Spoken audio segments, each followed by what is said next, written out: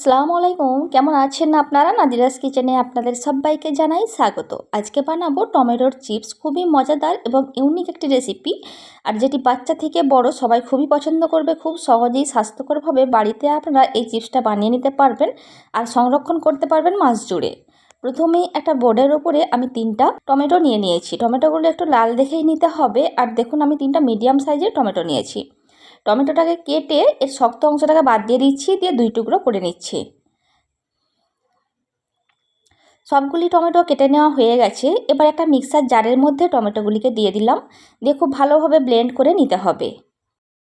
খুব ভালোভাবে ব্লেন্ড করা হয়ে গেছে, আর দেখুন অনেকটা স্মুথভাবে আমি ব্লেন্ড করে নিয়েছি। এরপর একটা পাত্র নিয়ে নিয়েছি, তার উপর একটা স্ট্রেনার বসিয়ে দিচ্ছি, তারপর এই টমেটোর পিউরিটা দিয়ে দিচ্ছি, দিয়ে খুব ভালোভাবে ছেঁকে নিতে হবে। এতে করে যদি টমেটোর কোনো দানা থেকে থাকে সেগুলি কিন্তু রয়ে যাবে। খুব ভালোভাবে ছেঁকে নেওয়া হয়ে গেছে, আর দেখুন এতটা পর্যন্ত টমেটো পিউরি বেরিয়েছে। এরপর এই টমেটো পিউরির মধ্যে দিয়ে দিচ্ছি 1/2 চা চামচ লবণ, 1/2 চা চামচ হলুদের গুঁড়ো, 1/2 চা চামচ গোলমরিচের গুঁড়ো, আর 1/2 চা চামচ দিয়ে দিচ্ছি কাশ্মীরি লঙ্কার গুঁড়ো, দিয়ে খুব ভালোভাবে মিশিয়ে নিতে হবে। খুব ভালোভাবে মিশিয়ে নেওয়া হয়ে গেছে। এরপর 1 কাপ আটা দিয়ে দিচ্ছি।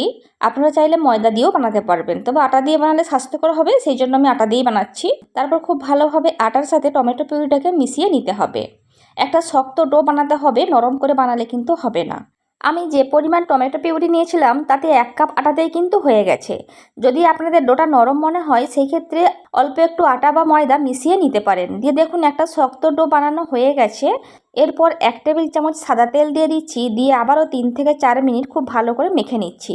তেল দেওয়ার ফলে কিন্তু এই চিপসগুলো অনেক বেশি ক্রিস্পি হবে। ডোটাকে খুব ভালোভাবে মেখে নেওয়া হয়ে গেছে। এরপর একটা বোর্ডের উপরে ডোটিকে নিয়ে নিলাম, তারপর একটু লম্বা রোল করে নিচ্ছি, তারপর 3টি ভাগে ভাগ করে নিচ্ছি। এরপর এখান থেকে একটা লেচি নিয়ে বড় সাইজের একটা পাতলা রুটি বেলে নিচ্ছি। যতটা সম্ভব পাতলা করে বেলে নেওয়া যায় অবশ্যই পাতলা করে বেলে নিতে হবে। অল্প একটু আটা ছিটিয়ে দিলাম, তারপর রুটিটা বেলে নিচ্ছি। আমার রেসিপি যদি আপনাদের ভালো লেগে থাকে, আপনারা ইউটিউব থেকে দেখে থাকলে আমার চ্যানেলটি সাবস্ক্রাইব করতে পারেন, আর ফেসবুক থেকে দেখে থাকলে আমার পেজটিকে ফলো করতে পারেন। সম্ভব হলে আত্মীয় পরিজনদের মধ্যে আমার রেসিপিগুলি শেয়ার করতে পারেন।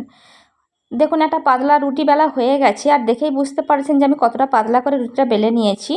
এরপর একটা কাঁটা চামচ নিয়েছি, তারপর এই রুটির ওপর থেকে ছিদ্র করে দিচ্ছি। এখানে কিন্তু বেশ কিছু ছিদ্র করে দিতে হবে, অবশ্যই কিন্তু এই ছিদ্রটা করতে হবে, না হলে কিন্তু চিপসগুলো বেশি ফুলে যাবে আর যেটা দেখতে একেবারেই ভালো লাগবে না। এরপর চিপসগুলিকে কেটে নেওয়ার পালা।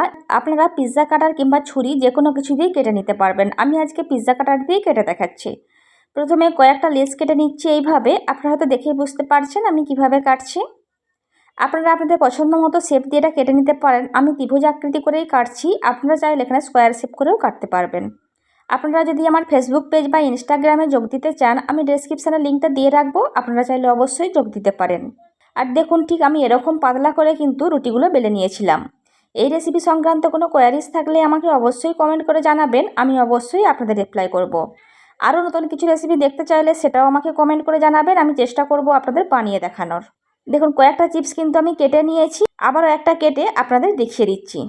আর দেখুন দেখতে কতটা সুন্দর লাগছে, আর খেতে হয় কিন্তু অনেক বেশি টেস্টি। বাচ্চা থেকে বড় সবাই খুবই পছন্দ করবে। একবার বানিয়ে আপনারা মাস জুড়ে সংরক্ষণ করে রাখতে পারবেন। আর সংরক্ষণ করার জন্য আপনাদেরকে এয়ারটাইট বক্স কিংবা কাঁচের জার ব্যবহার করতে হবে। আর সবগুলি কেটে নেওয়া হয়ে গেছে। এরপর একটা স্ট্যানারের উপরে 2টো টিস্যু পেপার দিয়ে দিয়েছি। এগুলি ভাজার পরে আমি এই টিস্যু পেপারের উপরেই রাখবো, এতে করে এক্সট্রা তেলটা টেনে নেবে। গ্যাসের উপরে একটি কড়াই বসিয়ে দিয়েছি, আর তার মধ্যে দিয়ে দিচ্ছি সাদা তেল বেশ কিছুটা। তেলটাকে আগে খুব ভালোভাবে গরম করে নিতে হবে, তারপর আমি এখানে চিপসগুলিকে দিয়ে দিচ্ছি। চিপসগুলি দেওয়ার পর 2 মিনিট মতো গ্যাসের ফ্লেম মিডিয়াম টু লোয়ের মাঝামাঝিতে রাখবো। তারপর একেবারে লো ফ্লেমে 9 থেকে 10 মিনিট সময় নিয়ে ভেজে নিতে হবে, তবেই কিন্তু এটি অনেক বেশি ক্রিস্পি হবে আর সংরক্ষণ করা যাবে।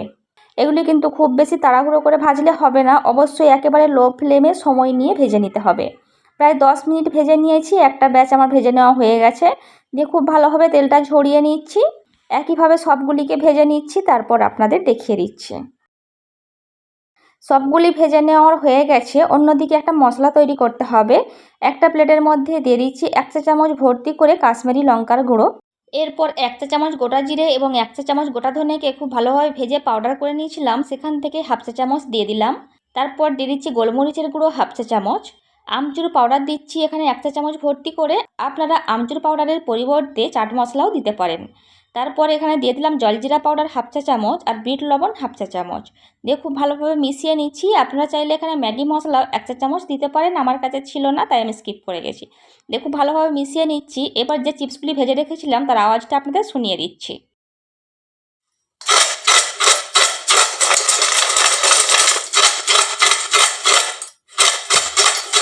আওয়াজটা আপনারা শুনতেই পেলেন যে কতটা ক্রিস্পি হয়েছে। এরপর যে মশলাটা তৈরি করে রেখেছিলাম সেটিকে দিয়ে খুব ভালোভাবে মিশিয়ে নিচ্ছি।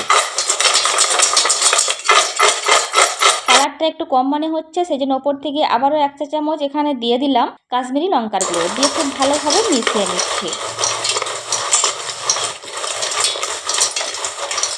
খুব ভালোভাবে মেশানো হয়ে গেছে, এবার এটিকে সার্ভ করে দিচ্ছি।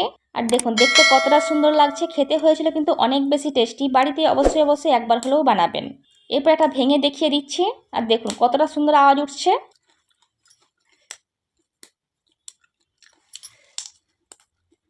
আমি এবার এই চিপসগুলিকে এয়ারটাইট বক্সের মধ্যে সংরক্ষণ করে রাখছি। আপনারা চাইলে কাঁচের জারের মধ্যেও রাখতে পারবেন, 1 মাস পর্যন্ত ভালো থাকবে।